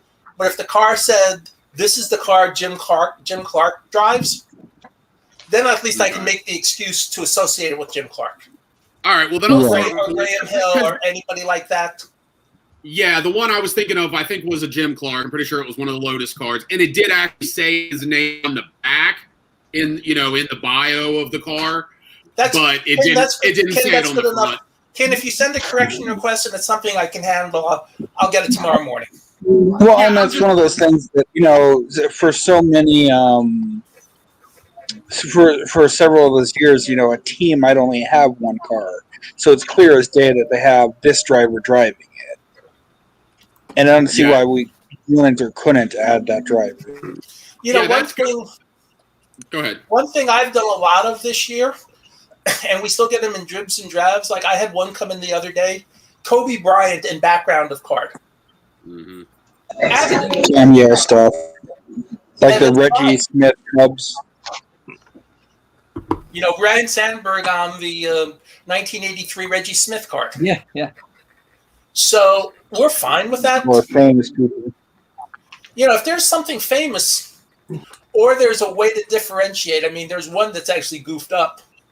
I'll call it goofed up, but there's some like 2012 update Mike Trout short print that he's posed with the two other Angels in the short print card. Well, I added those people to the linking, not that anybody cares because it's Mike Trout, but because at least there was an easy identifiable thing as compared to Mike Trout sliding into third base. So yeah, like the Turgeon / Patrick Kane. Patrick Kane's linked to that. Right. Is that the one when he was 10 years old? Something like that. 8, 9, 10, something, whatever the year. The first hockey game he ever went to, he ends up on a hockey card. But I did not do that for one of my Beckett teammates named Mary, who's actually on a Lauren Meyer upper deck basketball card. She's not getting listed. It's just something internally for those of us who knew it Beckett. But there's actually a card, and hockey dealer Phil Spector, who left us the good Phil Spector, is on the back of is on the front of a Prosec card. So's his wife, so's his widow Joni. And that's something I got them each to sign. But I mean, that's nothing where that's not going to make any more sales.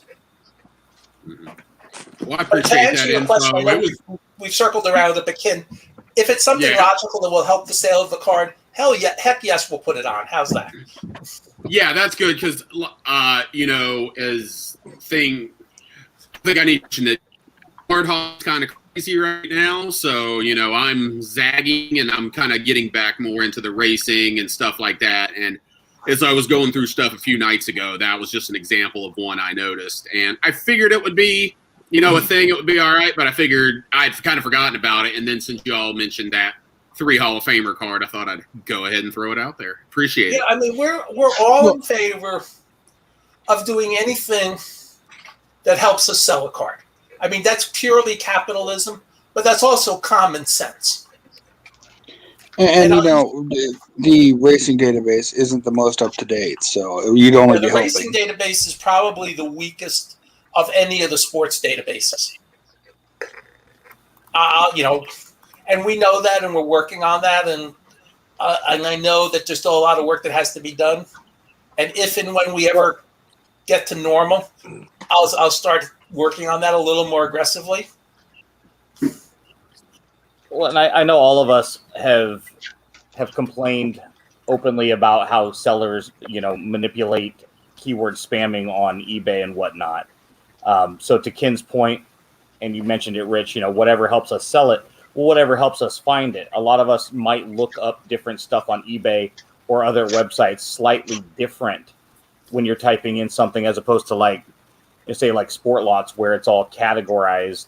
But even on like Sport Lots, sometimes you don't necessarily know the parallels because they might have the way they name them versus how the checklist names them. But yeah, if I'm going to go in there and look up something, especially on racing where you have a very unique sport where you have drivers and you have cars, if I want to get a specific card, how do I type it in to come up in your search engine so that I can find it? yeah, now you have a better opportunity to sell it. Right. So And Ben, I like it rather than me saying it helps us sell it. I like your verbiage better. Helps you find the card. I like that better. yeah, That's Well, and a- you run into a problem like here for a college collector. Like, do I type the University of Minnesota? Do I type the Golden Gophers?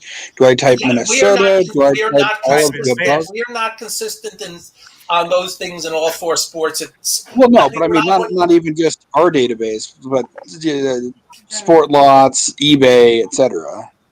Hey, Stefan, it drives me crazy sometimes trying to remember when I'm adding the college. Does this Arizona Wildcats or is this University of Arizona Wildcats? I mean, I get drips. I can't always remember what we're doing, and I usually figure it out. But I wish we were consistent. But that's one of those internal things where I can't control it. But that's again one of the things we do to help people find cards. Is if you have an NFL or an NBA card of a rookie and it has his college jersey on it, we'll list the college. If we have a Derek Coleman card and he's from Syracuse and we haven't done it, we'll add Syracuse University, Syracuse whatever, Orangeman, or whatever they call it to help, the people who collect. Sure. Well, because you have people like Dub and Booby that collect, Georgia or Memphis or whatnot, but also collect whatever teams in the National Football League. I like that card. Well, and there's a difference between me listing a card on eBay right now and having the, investment lot, the fire, the rare, the SP, non-auto, all these keyword spamming versus a website like Sport Lots or ComC where, it's more of a database driven than an auction site where the more information you guys can provide me, Mr. Buyer, does help as long as it's relevant, like you said, to the card. It has to be something, without you guys killing yourself to go back and find all these driver cars in NASCAR and, adding drivers to the car itself, anything that can help. Obviously, the keyword spamming we see on eBay doesn't help. PSA question mark, that doesn't get us anywhere. What about fire? That's one thing we'll never add is PSA question mark. The best one is you know what, Bo? It's funny because I just put this in my database a second ago. The Matt Chapman on fire. Hold on. Genres. So it's one of those things like, yeah, on that one you get to say on fire. But what about the stock market emoji? the up arrow. Yeah, the up going up, moving up. I thought it's called stonks, right? Stonks. Yeah, stonks. Hold the line, gems. And I'm for anybody that wants to, if you're listing like a 1985 Topps McGuire, if you want to put both A's and Cardinals in the title, and Team USA. Yeah, you want to put Olympic, USA, A's, Cardinals because yes, it is a USA card. It is an Olympic card, and he played for both the A's and the Cardinals. To me, that personally isn't keyword spamming.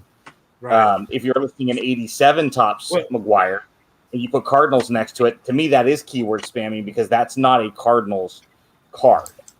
Yeah, the USA card is a good example because that's not really team affiliated anyway. Actually, it is. It's Team USA. Well, yeah, Team USA, but not Major League. That's Olympic. It's not a major league team though. Fair enough, but it is Team USA, so it actually does have a team affiliation. Yeah. But if you said 1985 Topps rookie affiliation, number 401, Team USA, Olympic, A's, Cardinals, I'm okay with that because it would help people find it. Although 1987 Topps Mark McGuire, number 401, really is sufficient enough if you're after that card. Ben, I was thinking about you this morning. Ben, I was thinking about you this morning.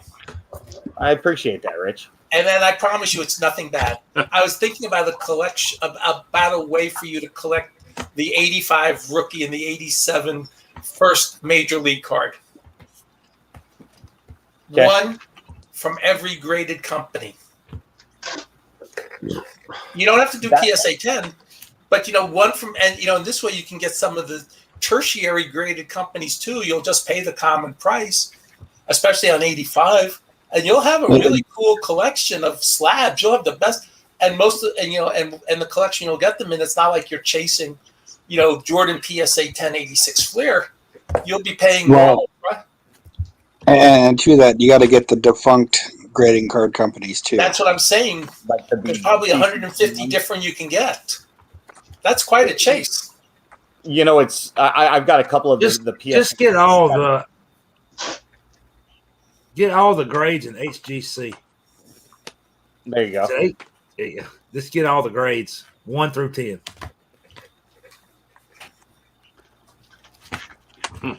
It's kind of But funny. then you have to find cards to grade to get those grades. Rich, you mentioned, I was thinking about you this morning, and it wasn't anything bad. When Herman invited me to be a part of this, I'm going to ask, who all is affiliated, right? There's a great scene in the West Wing when Leo is invited to Alcoholics Anonymous, behind closed doors things. And Leo's question is, do I have any enemies in that room? And so when Herman is like, hey, you want to hop on with the guys? And I'm like, are there any people that hate me in that group? And he's like, well, this is a list of the guys. And I'm like, okay, well, they'll tolerate me. Well, I have fun with you on Twitter. We have fun. He's easy to smack around. Hey, you said that, not We me. took it You're his easy on Ben partner. this morning. I have a very self-deprecating sense of humor as well, so it's hard to hurt my feelings.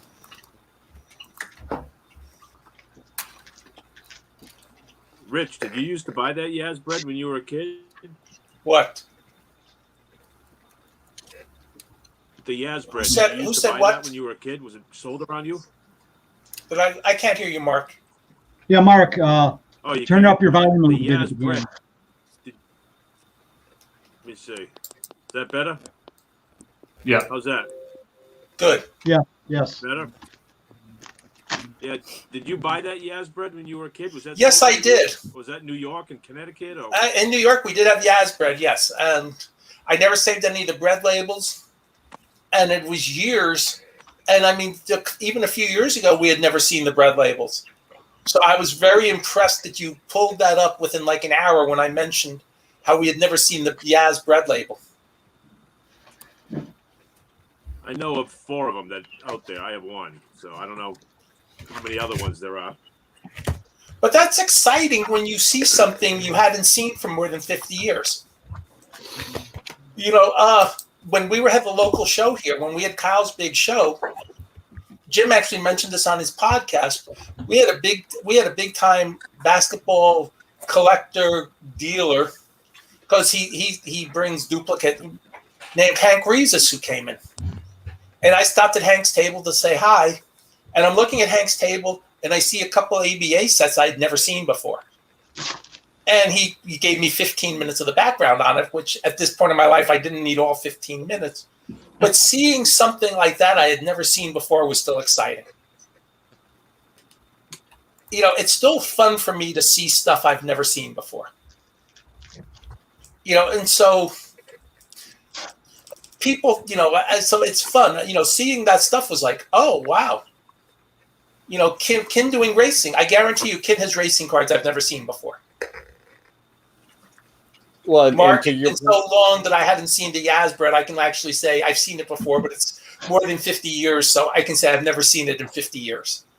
So, to that point, Rich, it's, I always give Mark a hard time about every time he tweets at me, it costs me money because he finds stuff that's obscure and as complete as I think my database of what I need and what I have is, there's always other stuff that comes out of the woodworks that might not show up on Trading Card Database or Team Sets for You or Usually because Mark Coyle sends you something. yeah, and what's awesome. Go ahead.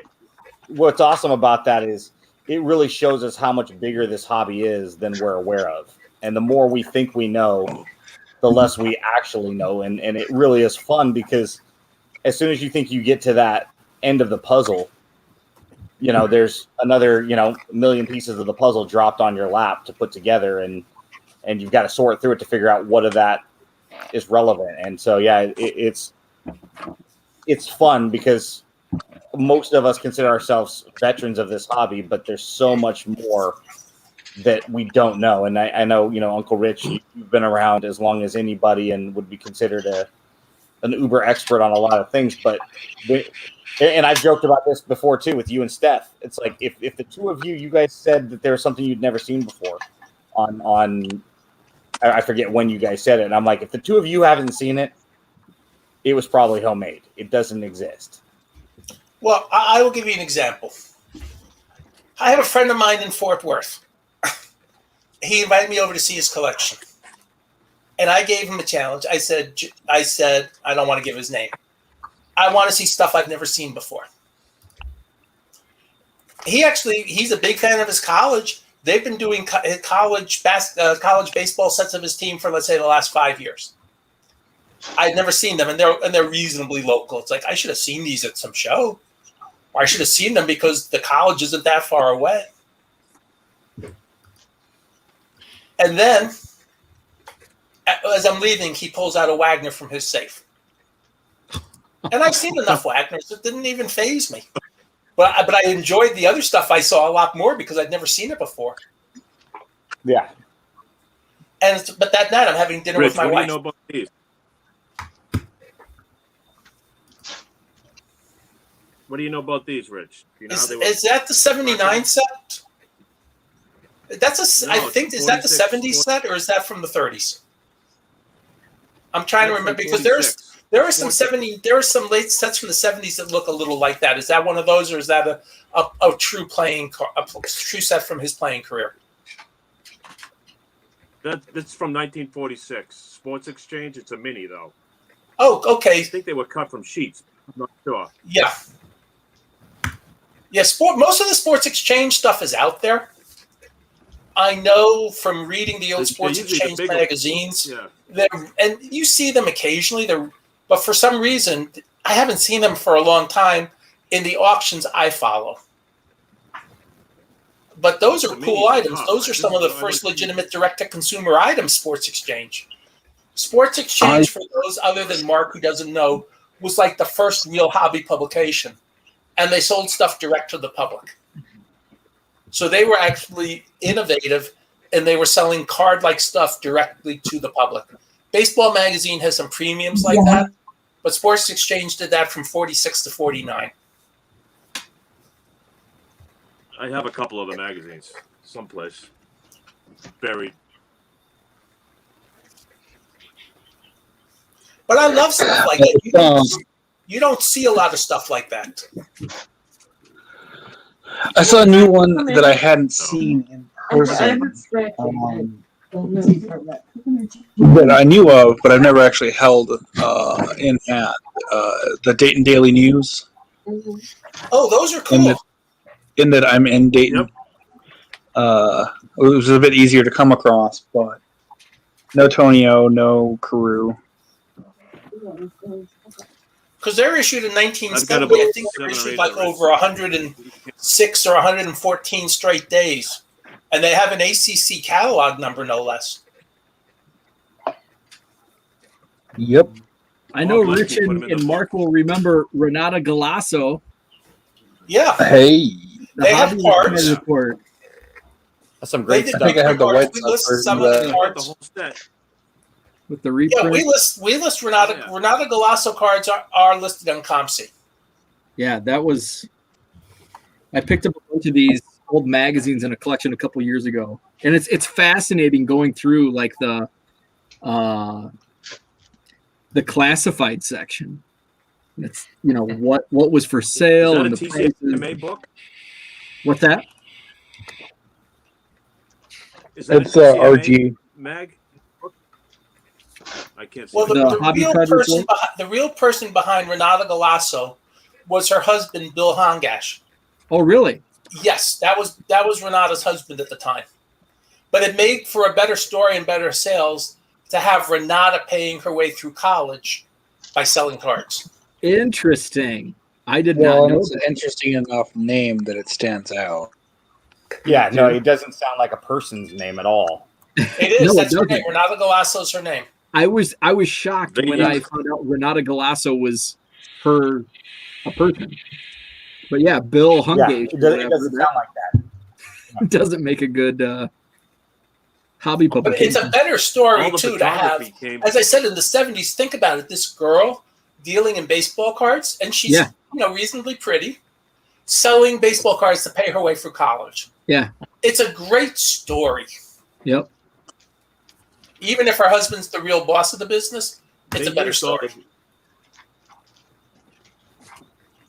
Yeah, they used all the photos. Still around from Mike anymore? Arenstein. That's where they got all Yeah, the I know they got divorced. I think they're both still around.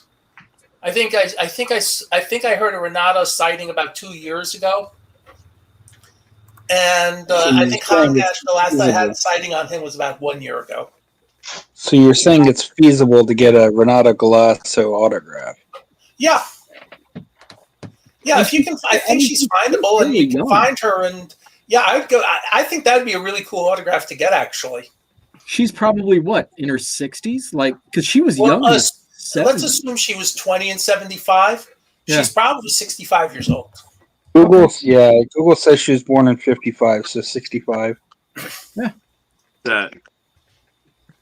What do you got up there, George? So that's those Globe import? globe. Yeah, the globe. Just the little Oh, the Globe playing cards from '69 that they reprinted in '83. right. Yep. Bob Gibson. Yeah, like definitely not an attractive looking card, but I like them because they're odd and they're cheap. You can Exactly. get, like odd vintage cheap cards, So I was talking to I've one got of a our few full customers decks. today, and this comes up because of something I saw in one of the pools, and it's to me, it's away from fruition. But one thing I was wondering is like the '80s Broders cards, for let's say ComC to sell it with this is almost like a good target group to add, but with the understanding, we'll sell you these cards. They are not licensed. They are for collecting base only. You're not going to but change the verbiage of what we use. But let somebody who wants cheap Mattinglys from that period go buy a card, or cheap Griffeys from '89, or cheap Greg Jeffries, or the other people they put on those cards. And Right. there's got to be a way. I'm sure for Mark, there are some Broder Roger Clemens cards he would want, or Mike Greenwell, or Ellis Burks. yep. Yeah, they're endless. So there's ways to do. There are always ways. And I hear this on the shows, but there's always ways to do things affordably. Right. It may not be the hot card. You may not get wealthy doing like you would getting PSA 10 Ripkins, 73 Schmidt rookies or whatever, Jordans, Lucas, whatever. But there's always things you can find. So is that more the 69 Globes? No, these are just these cards right here. Oh, These are 65 Golden Bust. Okay. Yeah, 65.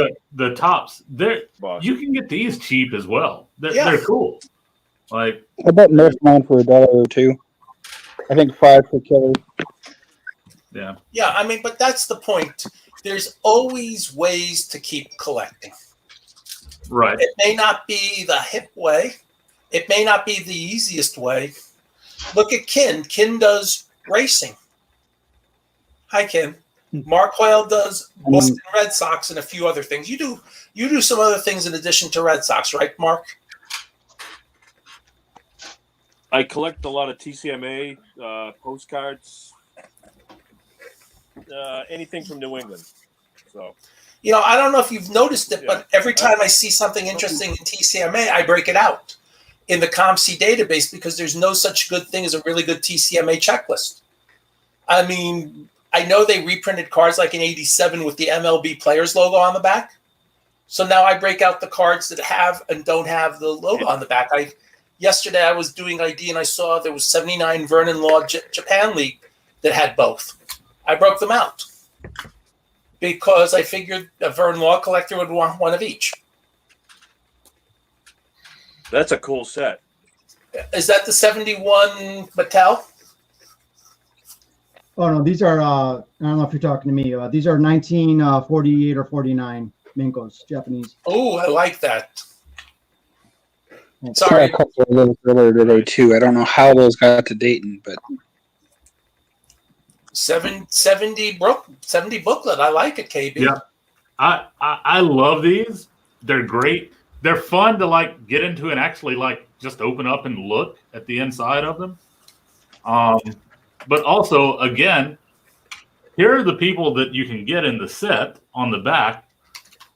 A lot of stars, you know, Hall of Famers, stuff like that. But you can pick these up really cheaply. So, you know. and similar, if you really like those, there's the collector books. Oh yeah, I've got some collector books of like Ozzy Little Smith 80s. and stuff like that. Oh, so Diego was asking like to look at the book up close. Yes. Oh, hold on. Like, so this is the Bob Gibson because I'm a Bob Gibson collector, right? So you can see who the checklist is. Rico Petrocelli. Yep. Uncle gifted me a Rusty Staub. And then inside it's just a little comic. So It's like a track. they're really cool. Like you do have to kind of handle them with care because they are like just paper. You know, but no, they're cool. Like but I like the oddity of things like that. Oh, nice. The Rico. Yes. Who collects Venezuelan? Oh, sorry, Carl. Yeah. Nice. Is that a Venezuela? 68 Venezuela. Oh, Right. nice. Yeah. Nice. Yeah, it's so funny because So a lot of my- when you held it up Red Sox immediately, I saw the condition, and I was like, "Got to be a Venezuela." Yeah, look at the back. The back was glued. Right. Right. So you can see it. When I do my sets, I'll put like tops, Venezuelan, show it- and Peaches show it again, right Mark. next to each other, right in a row. Show it again, Mark. You see what I can do? There's the back. These were usually glued into a book, Yeah. Right. so there's always paper loss on the back. So when I put my Red Sox sets together, I'll have the regular 68 in the middle with a Venezuelan on one side and a Peachy on the other side.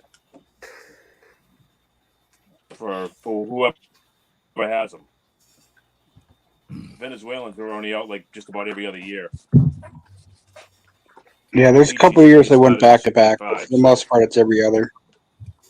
So another cheap way to do vintage 59, stuff. 60, 62, 4. Yep. What's that? So the old post, like, yeah. So Oh, post cereal. yeah, they had like post and they had Jello as well. The Jello is a little bit more expensive. Bazooka. I actually bought a couple of those stickers earlier today. 2006. Yeah. But you bought better stuff than I bought today. I went to Nick's. And I bought a bunch of 78s and then I bought a bunch of mixed stuff just to restock after the last show. So Ben, I'm about to ruin your day. What? The 1991 Baseball Superstars comic. And yes, there's a Ken Seiko. Oh, nice. Amongst others. Oh, there's even a Sandberg bow. Ooh. I've never seen that. So trying to figure we have somebody else trying to enter the stream, but everybody that I've sent the link to is here. Oh, and a McGuire. Okay, I might need a McGuire. Those are actual comic books. Comics. Right? See, Yeah. for me, we were talking about that this morning on the call. You get into these other things that are, you know, the one-offs. They're cool, but, you know, what are those called, Steph? Just 1991 Baseball Superstar comics? Baseball Superstars. A lot of that kind of stuff is, you know, if I'm using card money for one-offs, where do you store them? I mean, you could binder them with 8x10 sleeves. Put them with your Beckett's and your Where are you finding this at? What's this on? mycomicshop.com. I don't know. I just knew of the set and searched for it. There's a Ricky too. Yeah. So there's a McGuire, Canseco, a Ricky, and a Eck. Thanks, Eck. Steph. Yep. No Braves. Yeah, those aren't cards, so to me, it's like, if they're cheap enough, I'd buy them maybe, but then they're just going to sit there and collect dust. But I did get this today. Among the It looks like they're $2-3 each. Hey, you got a link to that website? You said it was what? Yeah, I can send it. 1 second. Boop, boop, boop, boop. Boop, boop, boop, paste.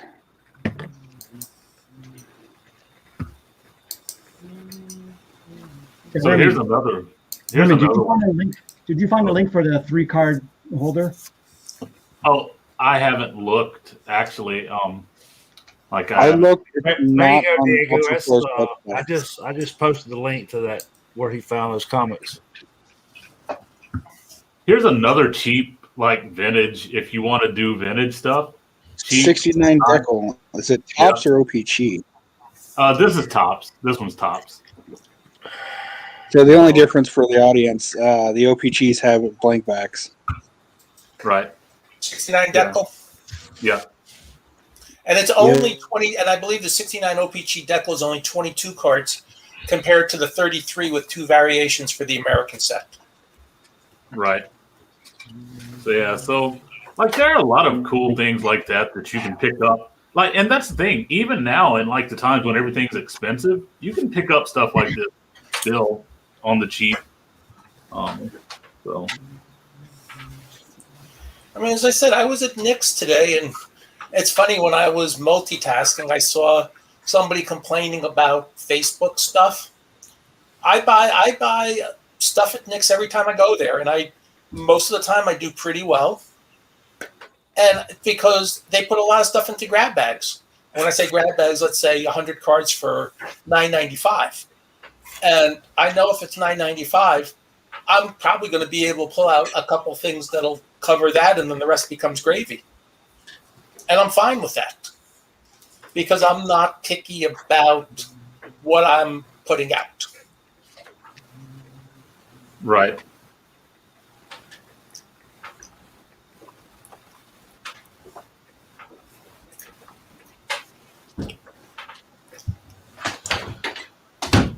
All right. Well, I've actually only been over to Nick's once since that transition. I don't know. I went in once, and I don't know. I didn't have the. I don't know. I didn't get to have the greatest interaction with the gentleman that owns it now. Honestly, I went in today, and they were so busy.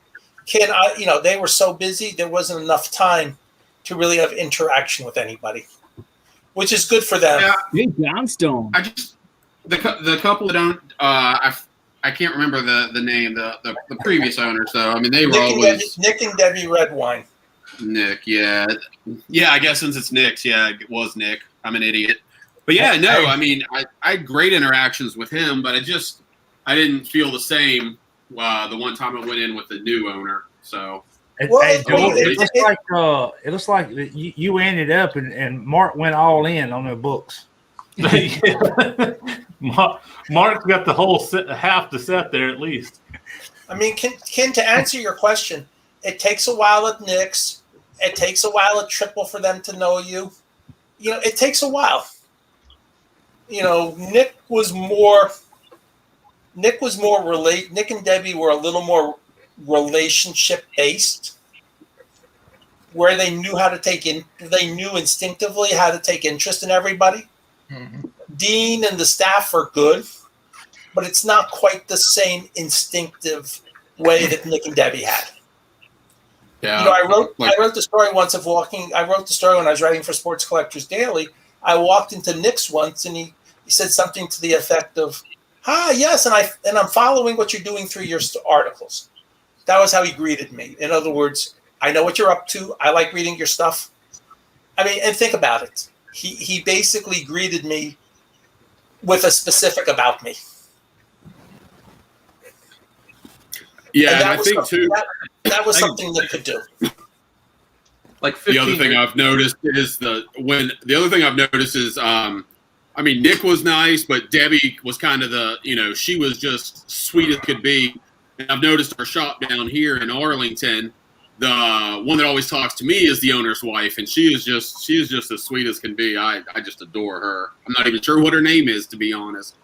But I'll have to come out because that would be a great thing to do is talk about, because I'm spoiled. I've got 4 stores within a half hour of me. Mhm.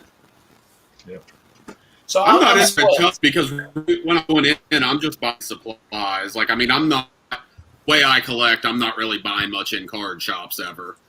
So they're definitely my local when I need top loaders. Which for you guys that are hurting on top loaders, I guess I'm going to be a dick. I just found out more than half a case of unopened top loaders I didn't even know I had. Found them this week.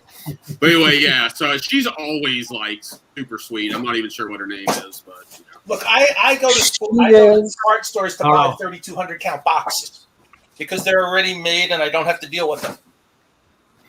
Woo! Herman, look at you. Millionaire over there. I'm also looking at 4 of the 3-row boxes that are full of used top loaders. Oh, hello there. What is that out of? 48 or 49. 48 Bowman. Leaf. That's Leaf, Mark.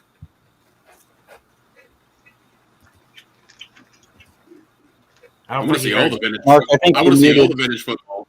He's muted himself, You or muted? somebody muted him. Yeah, Mark, you're muted. I think. Muted. There we go. There you go. There we go. How good do you know Man. Steve Mitchell? Nice. What is this? What is this, Dan? Boxes. I need those. I understand that those are boxes. I'm not sure what I'm missing here. I'll trade some top loaders for those boxes. You can't find boxes anywhere now. Okay, understood. Yeah. Okay, boy. There we go. Boy. Yep. The old oil can. All He right, has to guys. be in the nickname Hall of Fame. All right, guys. It's probably a good time. I like that. Yeah, we've crossed the 2-hour threshold, so I'm gonna go ahead and end this. And if any of y'all want to hang out afterwards, I'm fine with that. But for this month, this show, I'm gonna go ahead and end it. Appreciate everybody for joining, and All right. Just sorry I got stuck at dinner. If anybody wants to hear the story after we go off the air, I'll tell it all to you. that's fine. But yeah, guys, I appreciate you joining, and I look forward to the next one. These first 2 have been pretty fun for me. I've enjoyed it, and I'll try to get another one together next month. So Thanks, Herman. until next time, thank Thanks, everybody man. for joining, and we'll see anybody that wants to join me Monday. Have you? We got George from KBO Collections. He has some shows every so often, usually once a day if he gets back into it. Ben from my trading card, Ben and Steph, they go on Wednesday nights at 10 Central. 10 Central. It's 11 p.m. my time, and usually 1 a.m. when they go off. They Matt go on at 5 o'clock in the morning for me. To work. and Uncle Rich from Klein. Is it Klein's Corner? Klein's Corner on GTS and occasionally a hobby hotline. And also, in fact, I'm taping some more with Dr. Beckett on Monday. Good. Okay. We tape a bunch. We're taping 5 or 6 episodes on Monday. Yeah. Fancy. But I mean, I won't tell him that. But I mean, the episodes you're on is usually my favorite ones to listen to. So No, you need to tell him that because it's good for my ego. I agree. And we got Ken from Beans Ballcardblog.com and Beans, was it B Card? Is your YouTube? Yeah, just be card. Oh, on YouTube it's Beans Ball Card Blog, and on Twitter it's Beans B Card Blog. Right. And then with Bo from 1 Million Cubs Project on YouTube, he's on every Monday or every day. Usually somewhere around 8ish during the week. And Dan, he's also on YouTube at Korean Cardboards. I'm sorry. And then Mark Hoyle. Like I said, guys, I appreciate you joining me, and look forward to the next time. See you.